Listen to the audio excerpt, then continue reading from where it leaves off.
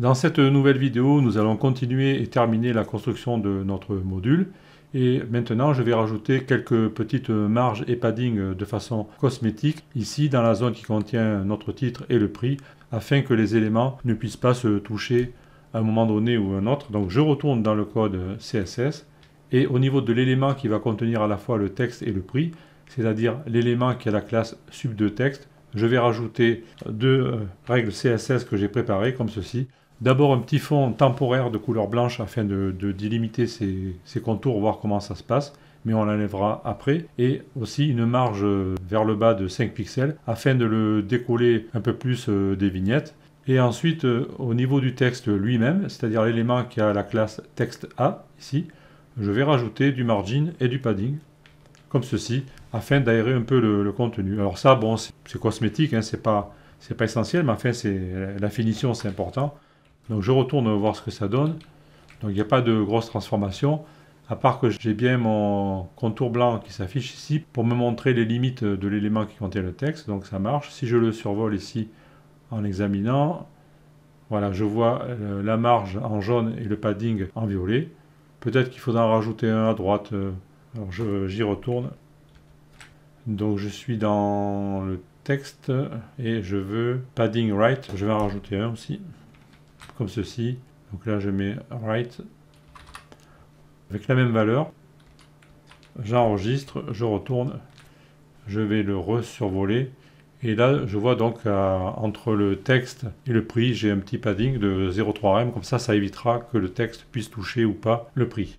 Alors ça, c'est vraiment du détail, mais c'est comme ça qu'on voit un site de qualité par rapport à un site qui est bâclé. Maintenant, je vais fignoler cette partie en bas, les vignettes avec leur titre. Je reviens donc ici dans code CSS et je vais donc rajouter des règles CSS au niveau de l'élément qui contient le titre, c'est-à-dire celui qui a la classe SUMTitle, qui est juste à l'intérieur de sub2 sum. Je reviens ici, je vais me mettre à la suite. Je tape sub, c'est un tiret que j'ai mis, je sais pas.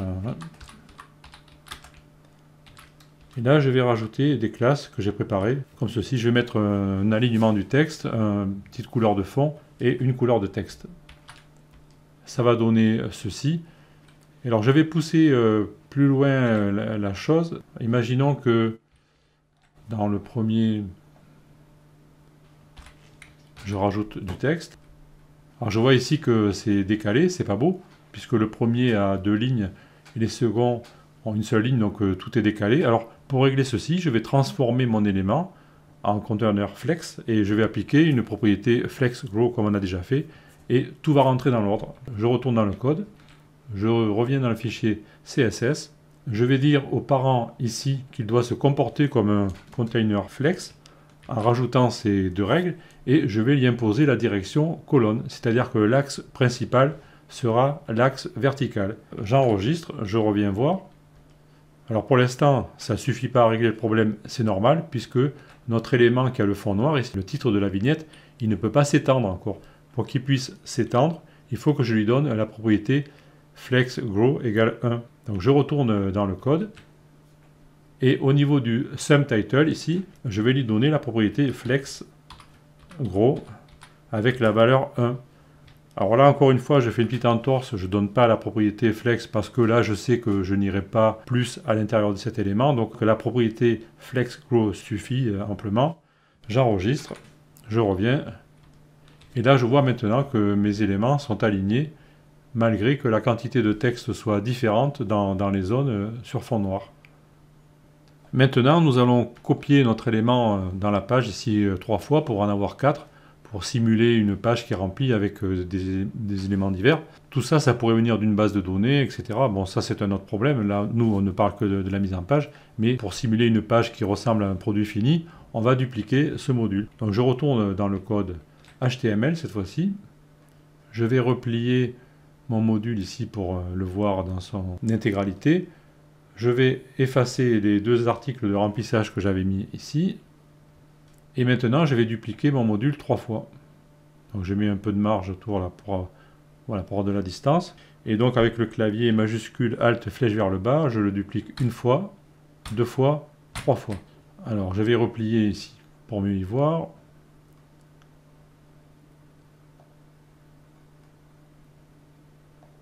Voilà, j'ai 4 éléments qui ont été dupliqués. Je peux les rapprocher. Avant de faire ça, j'aurais dû enlever, bon, c'est pas grave. J'ai pas été malin. Je vais remettre un seul mot ici. J'enlève le deuxième mot que j'avais mis, vous savez, sur le titre sur fond noir. Bon, j'aurais dû le faire avant de copier, bon, mais c'est pas grave. Vous voyez comme quoi on fait toujours des erreurs. Alors j'aurais pu bien sûr arrêter la vidéo, recommencer, mais bon, c'est un peu du live. Voilà, donc mes 4 articles ici, c'est bon. Donc j'ai 4 articles identiques, j'enregistre, je retourne. Là, voilà ce que ça donne. Nos 4 éléments apparaissent. Alors on va généraliser le contour et le fond blanc pour que ça soit plus joli. Et je vais aussi varier les images. Parce que là, vous voyez qu'on a toujours les mêmes, je vais les intercaler. Alors ça, je vais le faire rapidement.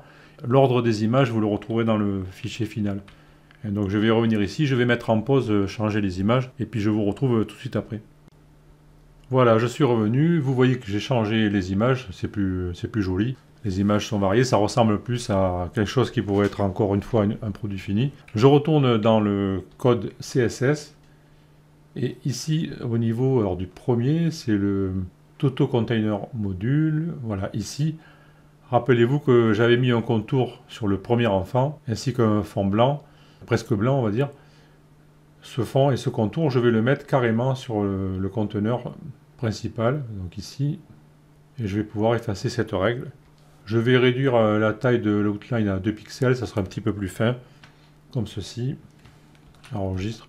Et je dois pouvoir aussi effacer le fond blanc ici sur le texte, sub de texte, puisque tout l'élément va avoir un fond blanc pour l'instant. Voilà. Je pense que ça suffit comme ça. J'enregistre. Je retourne. Voilà, alors le fond blanc n'a pas été pris. Qu'est-ce qui se passe? Ah ben c'est ce fond là, 212, c'est pas tout à fait du blanc. On va le mettre en blanc, voilà, comme ceci. J'enregistre. Voilà, donc on a un fond blanc et on voit que les images se confondent. Alors après c'est à vous, au niveau de votre design. Bon là il se trouve que mes images ont un fond blanc, le fond est blanc. Si vous voulez que les images se détachent, il faudra mettre des fonds différents.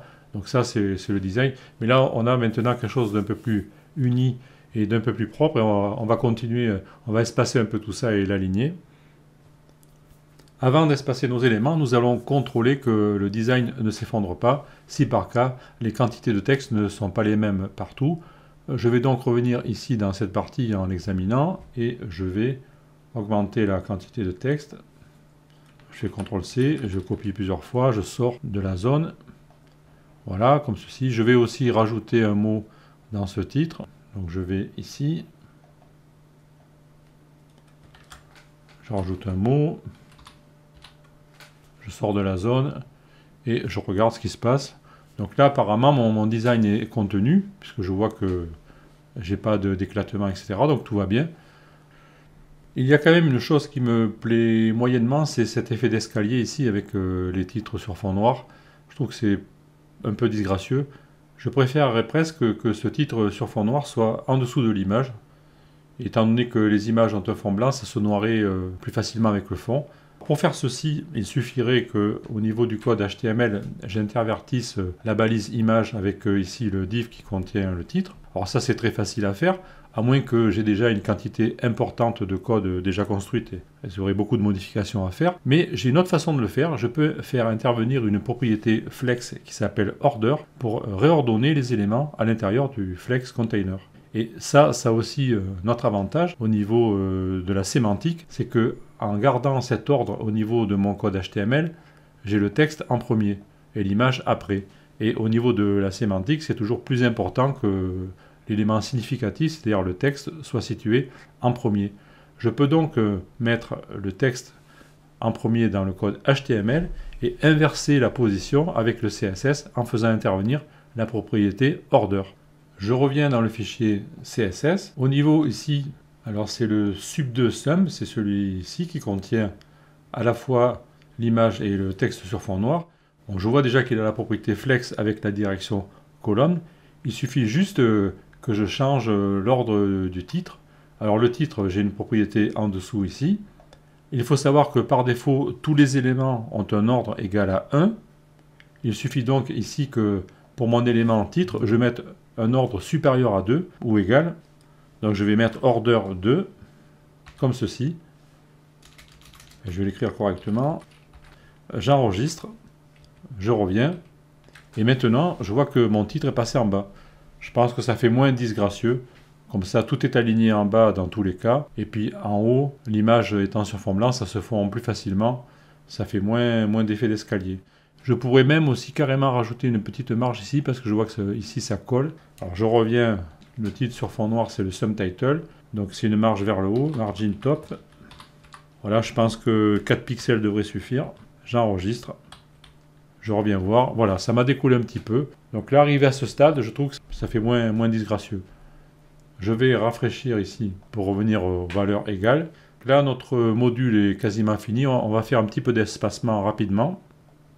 Alors, pour pouvoir espacer les éléments qui sont ici, là, les modules, ben, je vais simplement, dans un premier temps, réduire leur taille, puisque pour l'instant, ils font 50%.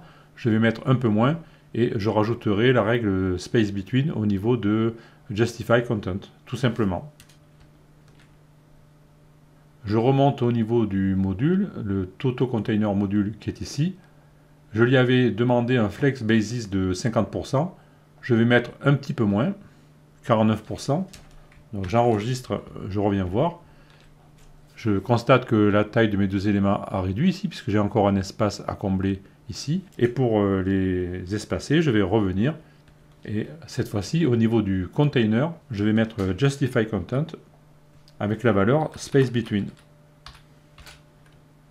J'enregistre, je vérifie.